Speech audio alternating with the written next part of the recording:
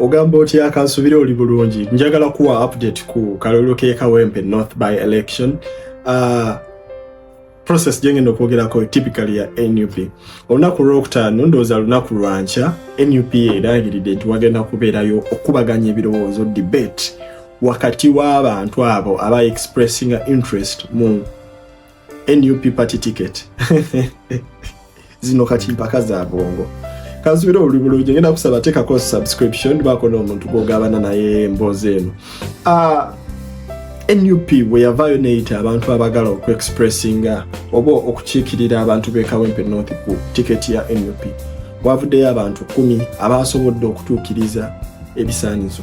Bangi tebasobola kubitiikiriza, bane 10 be basobodde okubeera registered n'okunominatingibwa nga abatuukiriza ebisaanizo. Ndabyeko waneeno NUP ya postinze ngeyita abantu aba nominatingidwa ebadde bayita mu vetting. So the vetting is happening today on Thursday.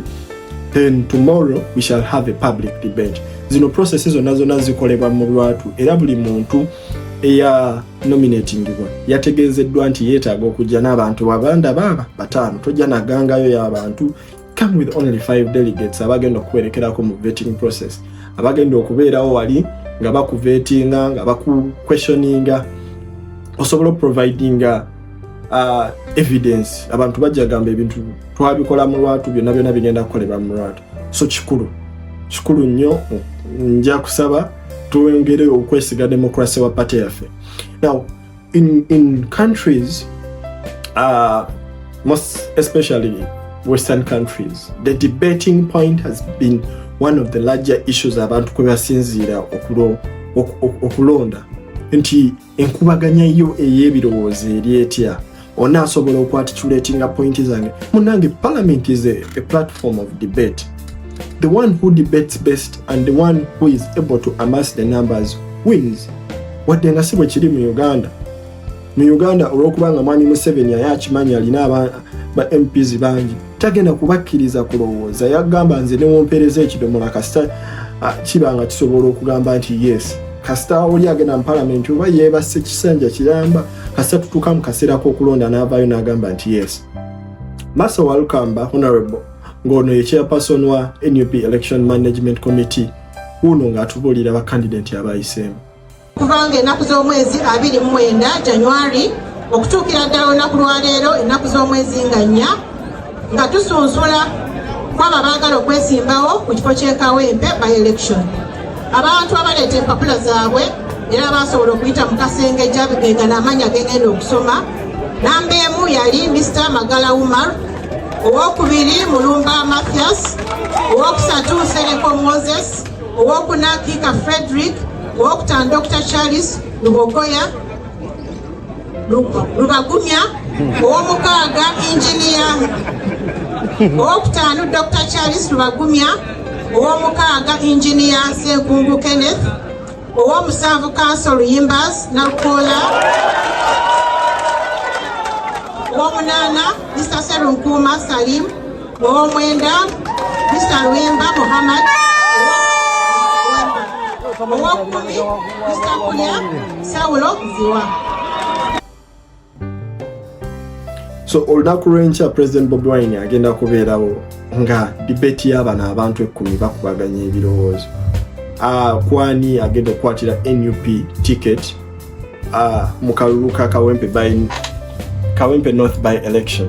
So kikulu ngenda kutusaba fena kitubeeyo kijja kutuyamba nti process yonna neekoleddwa mu lwatu. I think by the next week tujja kuba tutengedde ani agenda tukwatira flag mu kalulu ke Kawempe. Ekitegeera ani agenda okutuwangulira. President yatugambye nti tayagala kulaba muntu yenna avayo kwesimbawo ku bwa independent. Congratulate you. I want you to prove to the nation, not only through your words but through your actions too, that the struggle for a better country is bigger and better than positions. You must prove that. You should trust in the process, but most importantly, be democratic. Tuze tukiraba tuze tukiraba ebiseera bingi nnyo nga mugenda mu kuvuganya nembeera transparent naye kakati omu bwawangula ono mulala n'agamba kati ze ngenda kulwaninga independent kansubire nti mwena mwewaddeyo okwabaidinga by the results that come out of this process. Muli mu kuvuganya njagala muvuganye mu mazima kinkoze na bulungi nnyo nzo mukubalemerako nti abakandidate abo mubasengedde mu lujjudde lw'abantu mu nkwasa akazindalo tewali mufunye emikono abitugambe. So we are even going to have a debate. I hope this culture will continue. We want the best of you. Era bonna abawangudde mu embracing. Tetu expecting aba independent. Nzijamu tetusuubira aba independent mukana akabere. Njagala mwena musubmitinge anaawangula fenna tuyimire kuoyo. Kakasa buli omu alina gwawagira, buli omu alina gwayagala, era okiwulira nti buli omu ne bamuyita engalo zonna ezivuga n'ezono n'ezono. Ne ffenna tuli ba National Unity Platform. Lwaki tugamba bwettu? Tugamba bwettu kubanga kano akalulu ke tugenda musika kusanga. Museveni teyandyagadde kano kalulu kabeerewo. Naye nga bw'omanyi Katonda yamusinga okutegeera. Tulugunya muganda waffe ne bamusibira mukomera ne bamumwa obujjanjabi namaliza nga atufuddeko. Naye Ssegirinya yagamba temugamba rest in peace, yagamba fight Ssegirinya fight.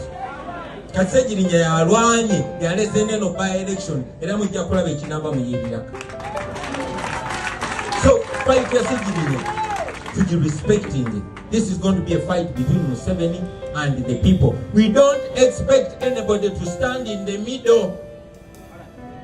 Kubaka tutugenda faafagana na Museveni agenda kufuba nnyo okulaba nga propping up abalala batubuzebuze affe target Museveni era yimirira wakati awo so we should be that way. Finally, this tugambye kana akaluke tugendamu egenda kubeera tugenda gezaako okulaba can we win the dictator by 90%. Tugenda kwesa kana kalulu nga test tusobola okuwangula ne 90%. Ekyadondo twawangula na 80%. We won with 80% in Chadondo, but we were tussling with the ruling party and the main opposition party. Now we are both the ruling party and the opposition party. So can we win the dictator with the 90%? Kino ekibuuzo buli mulonzi we Kawempe njagala kikubuuza. Manyi tujja kuwangula. Naye ba dictator tebabawangula na 50, na 60, na 70. Ba dictator babawangula na knockout. Tusobola kikola ekyo. Tusobola otambula muntu nyomba ku nyomba. Tusobola okwewa guno omulimu. Can we get all the candidates, all the contenders line up behind one person? Babalabe muvuganya naye kati mutukire hajo oba hajati oba faza oba mama oba senga. Nemugamba kakati yefe gabe twali tuvuganya era kati tuze twetereza kuba abantu baffe baze batugamba mwetereze mujje tujja kwawa. So the mission is to beat Museveni hands down. Twagala tugezese mukana akalulu okomyawo emitima gy'abantu, okomyawo confidence y'abantu, tuwangule Museveni yalimanya kyalituwa. Museveni banyabo mwebale nnyo mwebalire ddala kumpuliriza, njagala kwagaliza olunaku olungi. Continue demanding for the freedom of all our political prisoners. And it is very true. You don't win the dictator by 50, 60, 70. No. Right to kaita protest vote. We want to come out in numbers. We want to rally Ugandans muveyo mubonje mulonde.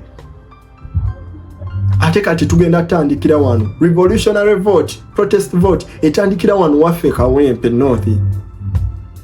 Mwami Museveni nga bwakoze mu by elections zizo nazo n'endala eye Kayunga eye Dokolo eyeno gye twakasembayo is it Tororo zonna agenda making sure nti agenza making sure nti nemwe twawangula by election yeka yunga ne DR forms zonna nga tuzirina ne ya making sure nti akalulu akakola ki akabba basoka ne balangirira results zaabwe naye nga ne results ze nyini ze batuwadde tubawanguliramu ne baleeta hired mercenary bamuyita byabakama nalangirira ebibye byabakama mwamulaba nno ngaalangirira ne results za president ngaabuuza is this true uno so yoyo byabakama amanyiddwa okulangirira results ezitali ntuufu. So president yagambye olunagenda mu kalulu ke Kawempe North ne tugamba nti kati tusimbudde teri kuzikiza paka nga tujjeeko na kyemalira. Olunaku lw'eggulo President Bobi Wine yabadde Jinja omuntu ng'ali bw'ati. Omuliro abasirikale batandise okwebugaana buli wamu. Meya Jinja City yakuliddemu abakuuma president olunaku olwaleero oba boyinza okuyita ba foot soldier. Ye mwana mulenzi Bobby Giant n'alibadde mu kuzuumingirako naye engeri gye neekutte oyinza obutamulaba. Ekibuga Uganda kikutte omuliro, abasirikale batandise okwebulunguta, omukwano gubasukkako nabo bambi ne bonoonya ekyokukola nga tebakiraba. Abantu be baagala okuba tiyagasi bantu baali babawangaaliramu, tebalina musango gwe bakoze, bali mu kwaniriza Robert Kyagulanyi Ssentamu pulezidenti waabwe. Kati ne basoberwa kyokka ode eziva e Kampala zigamba mu bakulu, kati ebintu ne bibasobera naye amaanyi g'abantu sometimes gabasinga. Basoberwa kyokka ode eziva e Kampala zigamba mu bakulu, kati ebintu ne bibasobera naye amaanyi g'abantu sometimes gabasinga, era bwe batyo ne baleka ebigenda mu maaso.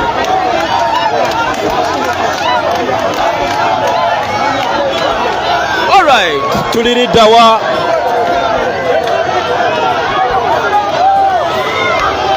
tuliyiganga, omukulembeze ali mu yiganga, wuyo Meya Jinja City.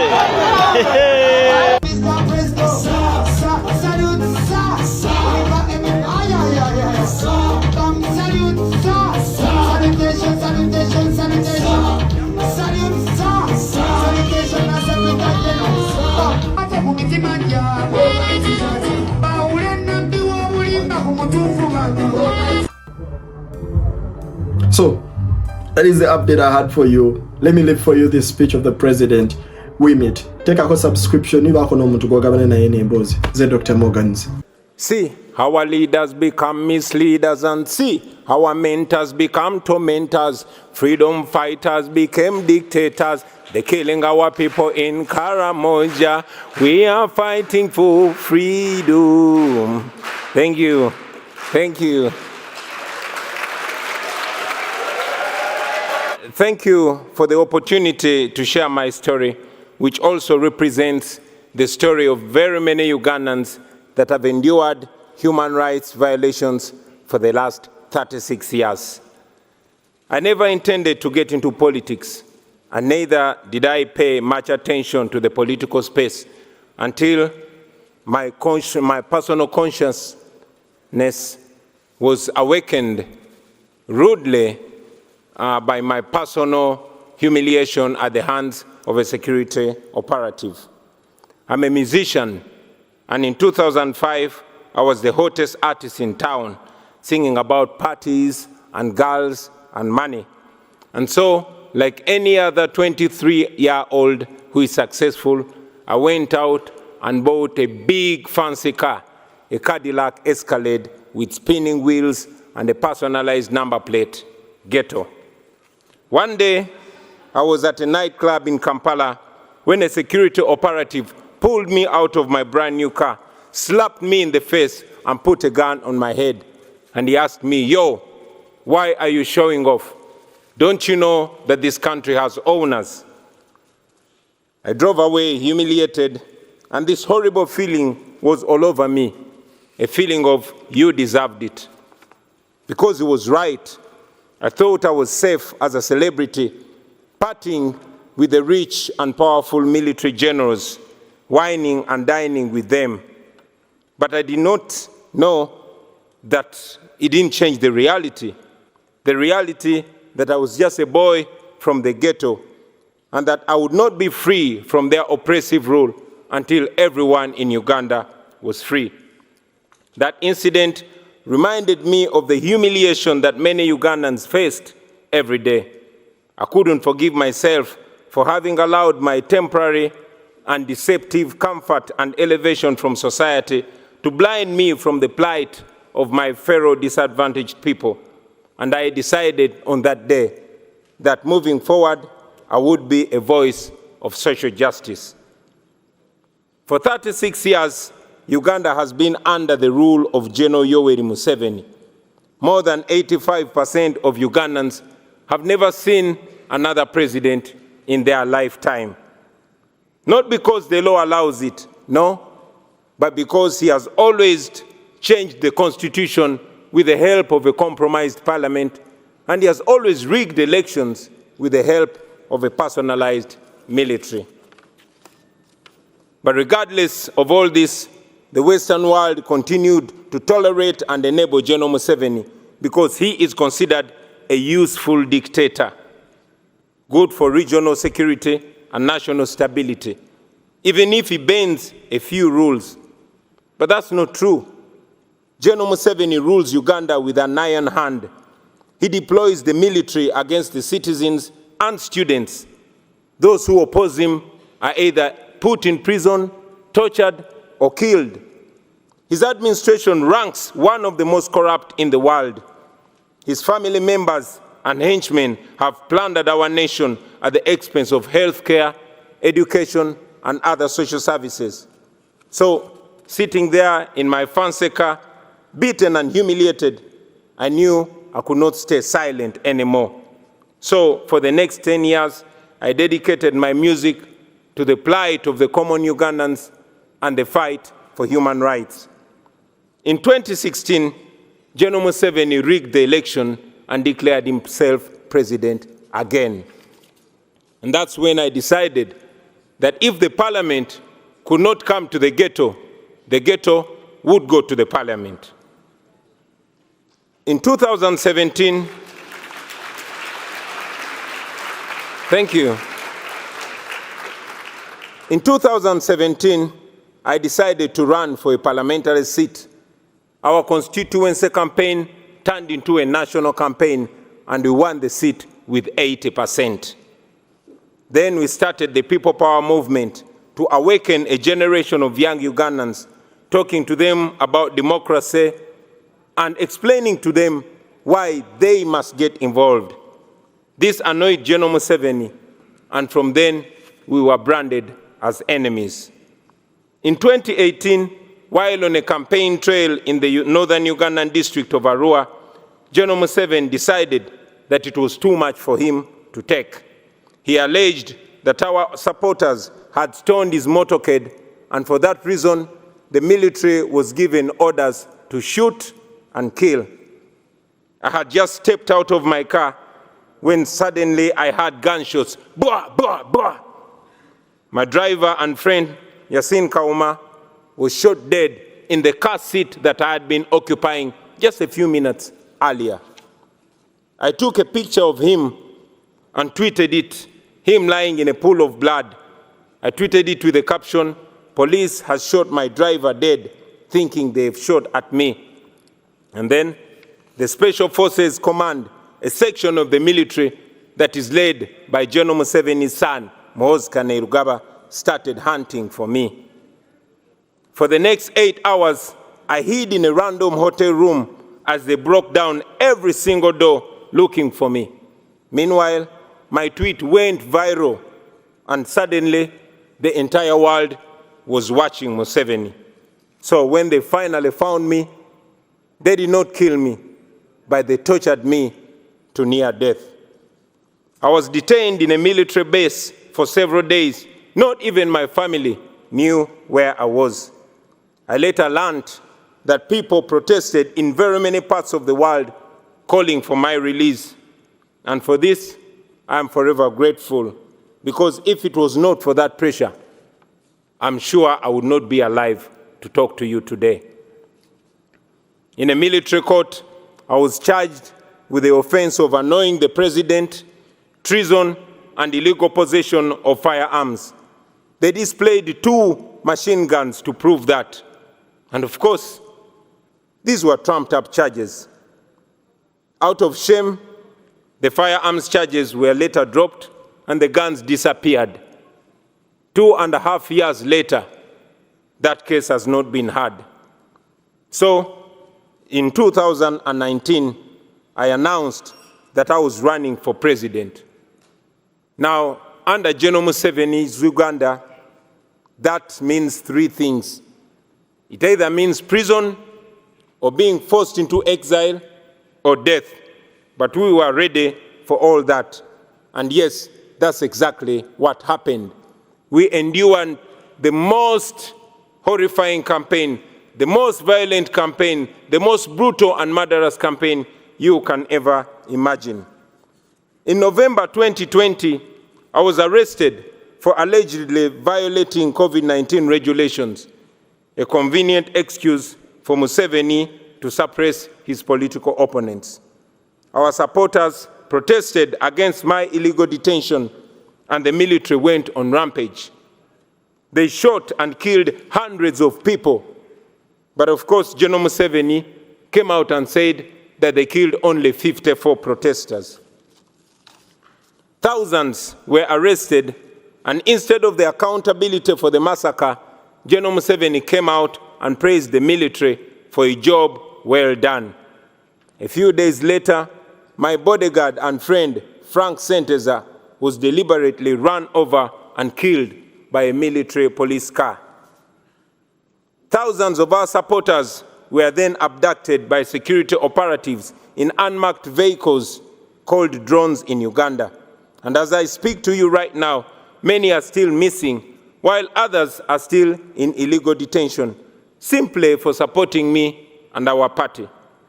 Those who were lucky to return, they came back with severe torture marks and horrifying stories.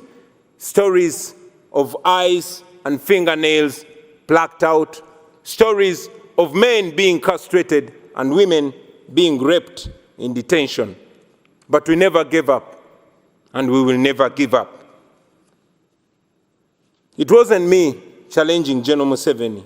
No, it was an entire generation. And for the first time, there were no tribal lines, there were no religious lines, there were no class lines. The entire population was speaking with one big voice. All our people were saying, people power is our power. It was the biggest public phenomenon that I had ever seen. Now, I had been a celebrity, I had done hit songs, I knew what it meant to be famous and having people chant your name wherever you go. But this was different. On election day, after casting my ballot, I went home only to find my house surrounded with hundreds of soldiers. And later I learned that the same was happening to all our party offices across the country. The internet was switched off. Mainstream media was placed under strict censorship. Any radio station that dared to report on the election was immediately shut down. Radio presenters and journalists were arrested. And so in this complete blackout, General Museveni declared himself winner of the election again. International authorities challenged the results as fraudulent, not free, and not fair. But I remained under house arrest for the next 11 days. Ladies and gentlemen, it is not an exaggeration to say that my life is in danger because I live in Uganda, and after here, I am going back to Uganda. I have lost friends and colleagues at the hands of security forces. I have been arrested and charged very, very many times, and my only crime has been challenging General Museveni's dictatorship. I'm therefore here to tell the world with clarity that General Museveni is not the leader you think he is. He is a threat to the people of Uganda, and yes, he's a threat to the entire region. The international community has already recognized that the 2021 election in Uganda was neither free nor fair. And it's important that these words are followed with firm actions.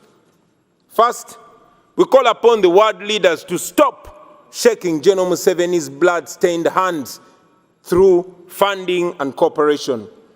Secondly, we call upon the governments and organizations all over the world to impose sanctions on him and the people that he uses to torture and kill innocent citizens. Thirdly, we call upon all those who value democracy and human rights and the rule of law to isolate General Museveni because he has distinguished himself as an excellent violator of human rights who has no respect whatsoever for human life and human dignity. And fourth, we ask you to support our demands for accountability for the crimes against humanity that he has committed and continues to commit against the people of Uganda. Now, for far too long, the Western world has believed that allowing dictators to hold their nations hostage is an unacceptable cost for perceived security. Leaders who tolerate dictators and treat them as legitimate partners are complicit in their crimes. Please do not be partners in crime. Do not sacrifice your moral obligation. Do not sacrifice your moral obligation for short-time convenience. Please stand on the right side of history. I thank you.